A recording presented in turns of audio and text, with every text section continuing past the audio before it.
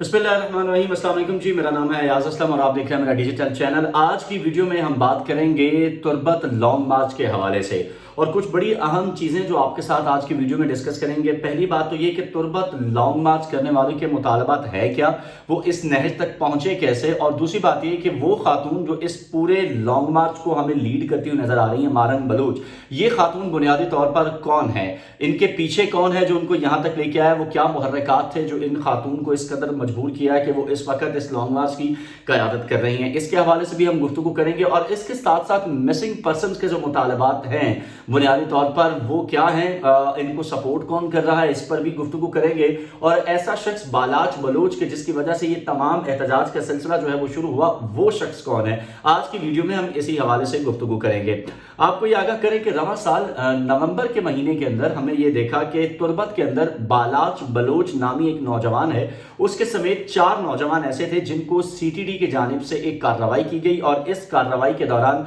उनकी जानिब से इन्हें पुलिस मुकाबले में हलाक करने का दावा किया गया।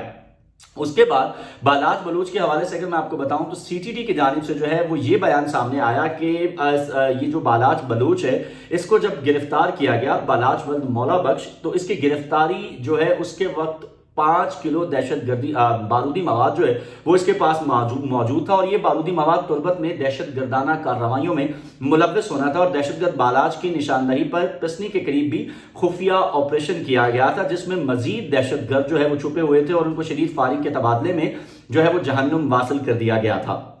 सीटीडी का ये कहना है कि इसका ताल्लुक जो है वो बलूचिस्तान लिबरेशन आर्मी से था और बलूच लिबरेशन फ्रंट ने तुर्बत में अब तक 158 दहशतगर्दाना कार्रवाइयां की हैं जिनमें 66 अफराद शहीद हुए जबकि 30 से ज्यादा जख्मी हुए और सीटीडी बलूचिस्तान ने एक माह में 8 इंतहाई मतलूब दहशतगर्दों को जो है वो गिरफ्तार किया। लेकिन इसके बरअक्स हम आपको ये बताएं कि लवाहिकीन जो है बालाच के वो ये कहते हैं कि ये तमाम अफराद जो हैं ये जेर हिरासत थे और इनका मावराए अदालत और जाली मुकाबले में कत्ल किया गया। आगे बढ़िए, आपको बताऊं कि बालाच की हलाकत के बाद तुर्बत के फिदा चौक पर ये जो है लवाहिकीन की जानिब से एहतजाज किया गया, मैयतें रख के धरना दिया गया और लवाहिकीन की जानिब से ये कहा गया कि जब तक हमारे मुतालबात नहीं माने जाएंगे हम मैयतें नहीं दफनाएंगे। जिसके बाद सीटीडी हुकाम के खिलाफ FIR दर्ज की गई और FIR दर्ज कराने की यकीन दहानी के बाद मैयतों की तदफीन की गई, लेकिन धरने का सिलसिला जो है वो जारी रहा। अहम हुकूमती रहनुमा भी उस वक्त गए थे इनके पास गुफ्तगू करने के लिए, लेकिन सिर्फ इस वजह से जो है वो धरना मैयतें दफना दी गई थी कि सीटीडी हुकाम के खिलाफ जो है मुकदमा दर्ज किया जाएगा। और इस वाक़े के खिलाफ बलूचिस्तान के मुख्तलिफ शहरों के अंदर जो है हमने देखा ये भी एहतजाजी धरने दिए गए। इस एहतजाज के अंदर अगर हम बात करें तो सरगर्म गुलजार दोस्त जो हैं उन्होंने ये कहा कि हमारे ये मुतालबात थे कि बालाच के ऊपर जो FIR दर्ज की गई है और जो इल्जाम लगाए गए हैं वो वापस लेकर खानदान से मुआफी मांगी जाए क्योंकि इनमें कोई हकीकत नहीं है और बलूचिस्तान में जाली पुलिस मुकाबलों का सिलसिला जो है वो बंद किया जाए और सीटीडी को बलूचिस्तान के अंदर गैर फाल किया जाए।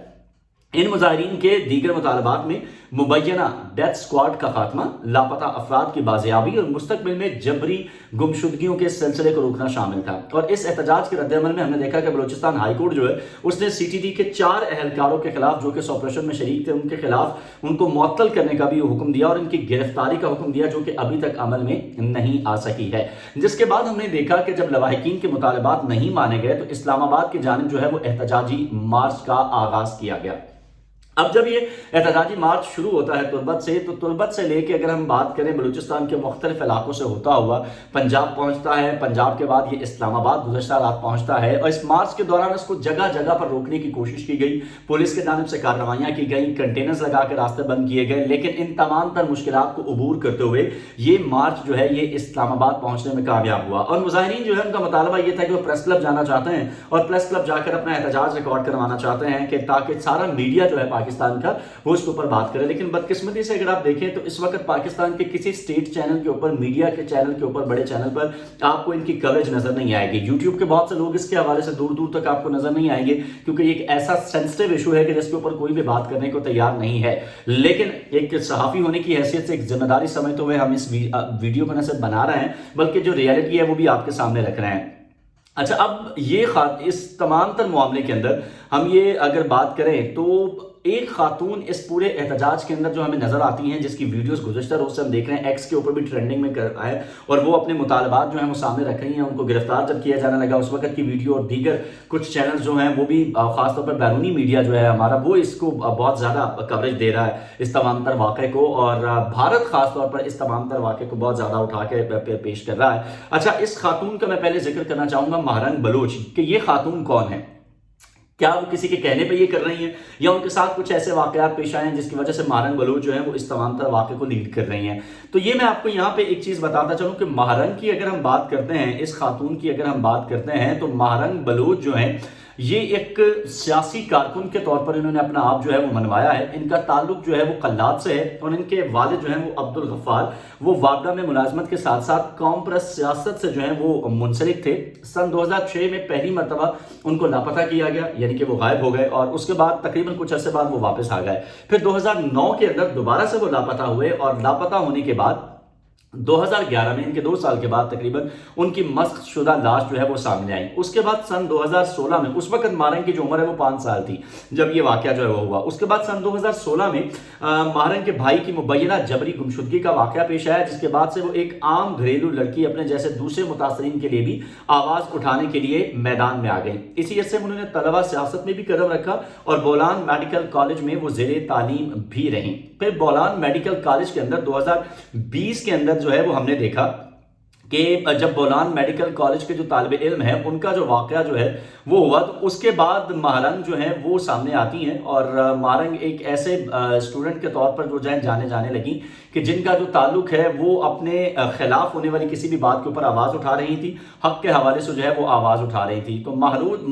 جو مہرنگ ہے وہ اس حوالے سے سامنے آئی، اور ان کا نام جو ہے 2020 میں پہلی مرتبہ سامنے آیا. اس کے بعد ہم نے دیکھا کہ اس پورے احتجاج کے اندر، اس پورے واقعے کے اندر مہرنگ جو ہے وہ آپ کو نظر آتی ہیں اس پورے لیڈ کرتے ہوئے. ان کے ساتھ ساتھ ایک اور خاتون ہے سیمی بلوچ جن کا نام ہے، وہ اس کو لیڈ کر رہی ہیں. 2 لوگ ہو گئے، اور تیسرے ایک میل کارکن کی اگر ہم بات کریں جس کا ذکر جو ہے وہ میں اوپر آپ کے ساتھ کر چکا ہوں.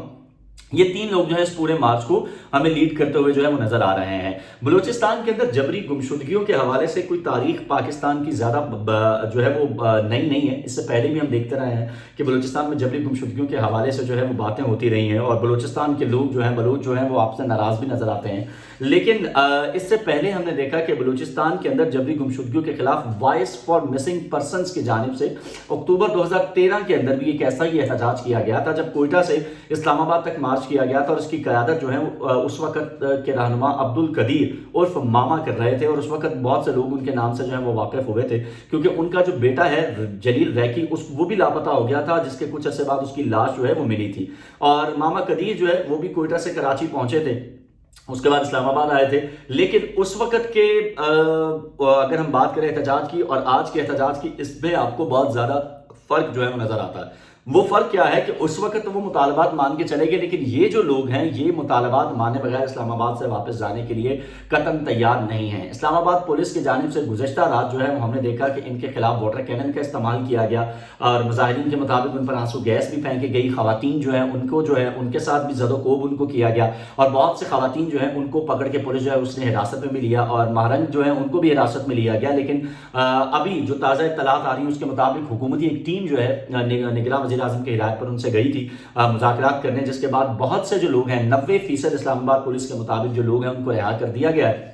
لیکن کچھ لوگ ابھی بھی ایسے ہیں کہ جن کو رہا نہیں کیا گیا. اس پہ جو ایک سٹیٹمنٹ ہے نا وہ میں ضرور آپ کے ساتھ شیئر کرنا چاہوں گا نگراں وفاقی وزیر فواد حسن فواد کی، جن کا یہ کہنا ہے کہ بلوچستان سے آئے جو مظاہرین ہیں وہ مکمل طور پر پرامن رہے، اور چند مقامی جو افراد ہیں انہوں نے جو ہے وہ مسائل پیدا کیے، جس کی وجہ سے پولیس جو ہے اس کو یہ آپریشن کرنا پڑا. لیکن یہاں کچھ سوالات ایسے ہیں جو میرے سمیت بہت سے پاکستانی شہری جو ہے وہ پوچھنا چاہ رہے ہیں کہ اس وقت آپ دیکھیے کہ آپ کے پرائم منسٹر کا تعلق بلوچستان سے ہے، آپ کے چیئرمین سینٹ جو ہے ان کا تعلق بلوچستان سے ہے، آپ کے انٹیریئر منسٹر جو ہیں ان کا تعلق بلوچستان سے ہے. اس قدر بلوچستان کی طاقت ہونے کے باوجود فیڈرل کے اندر کیوں بلوچستان کے مسنگ پرسنز کا معاملہ جو ہے وہ حل نہیں ہو رہا ہے؟ اس میں کوئی دو رائے نہیں ہے کہ اس وقت بھارت جو ہے وہ بلوچستان کے اندر انسرجنسی پیدا کرنے کے لیے، وہاں پہ اشتعال پیدا کرنے کے لیے BLA نامی جو دہشت گرد تنظیمیں ہیں ان کو وہ آپریٹ کر رہا ہے، ان کو فنڈنگ کر رہا ہے. آپ نے دیکھا ہوگا گزشتہ چند عرصے کے دوران 2 بڑے اہم BLA کے رہنما جو ہیں انہوں نے حکومتی دھارے میں شامل ہونے کا اعلان کیا ہے، اور انہوں نے بھارت کی طرف سے جو BLA کو سپورٹ کیا جاتا ہے पाकिस्तान में इंसर्जेंसी फैलाई जाती है, पाकिस्तान में बदअमनी फैलाई जाती है, उसका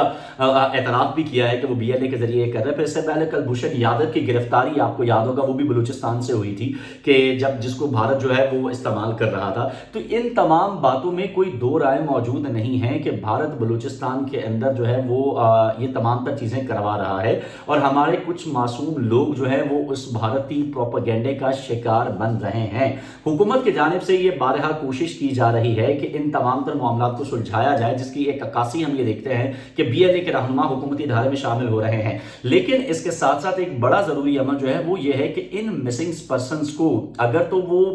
देखिए, अगर वो टेररिस्ट के अंदर मौजूद है, BLA का हिस्सा है, तो उनके घर वालों को बताया जाए कि हाँ जी, और आप उनको सबूत दें कि आपके बच्चों ने, आपके बेटे ने, भाई ने ये किया है, ये इसका हिस्सा है, और आप उसको सजा दें। रियासत का बिल्कुल हक बनता है। और फिर उसके साथ साथ फिर इन लोगों का कोई हक नहीं बनता कि वो उस पर एहतजाज करे, क्योंकि रियासत जो है वो अपना बका करना जानती है, दिफा करना जानती है। बट अगर ऐसा कुछ नहीं है और सिर्फ शक की बिना पर लोगों को हिरासत में ले लिया गया, उनको जो है वो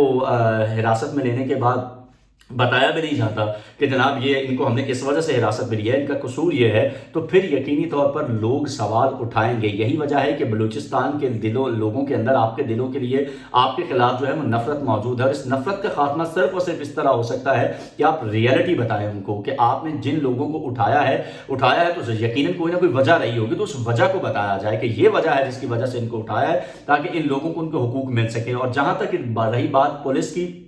इस्लामाबाद पुलिस की, जिसने मुजाहिरीन के ऊपर जो है वो एहतजाज के दौरान उनके ऊपर जो है ज़दोकोब किया, वाटर कैनन का इस्तेमाल किया, तो देखिए यहाँ एक चीज़ ज़रूरी है कि पुलिस को भी इस बात का ख्याल रखना होगा कि आप शहरियों की आवाज़ बने, ना कि हुकूमत की आवाज़ बने। आपको जो शहरी राइट पे रखते हैं, जिनका ये हक बनता है एहतजाज करना, आपको उनका साथ देना चाहिए, ना कि ऐसे लोगों का अलाइकार बनना चाहिए कि जो आज मौजूद है और कल मौजूद नहीं है। यकीनी तौर पर जिन लोगों के अहले खाना, जिनके प्यारे इस दुनिया से चले गए, जिनको आपने हिरासत में लेने के बाद मार दिया, या उनको BLA ने मारा और आपके खिलाफ प्रोपेगेंडा किया, आपको उन लोगों को जवाब देना चाहिए, ताकि ये बलूचिस्तान के दिलों के अंदर से जो नफरत है बलूचियों के, पंजाबियों के लिए, पाकिस्तान के लिए, हमारी दूसरे लोगों के लिए, इदारों के लिए, इसको खत्म होना चाहिए। और ये तभी खत्म हो सकती है जब आप उनको सब कुछ सच सच बताएंगे। अब भी महारंग बलोच हों, सिमी बलोच हों या दीगर बलोच रहन, वो आज भी से इंतजार में है कि उनको उनके प्यारों के हवाले से बताया जाए। और पाकिस्तान के अंदर ये मिसिंग पर्सन्स का मामला बड़े अरसे से चल रहा है, बहुत सी रिपोर्ट्स इसके ऊपर आ चुकी हैं,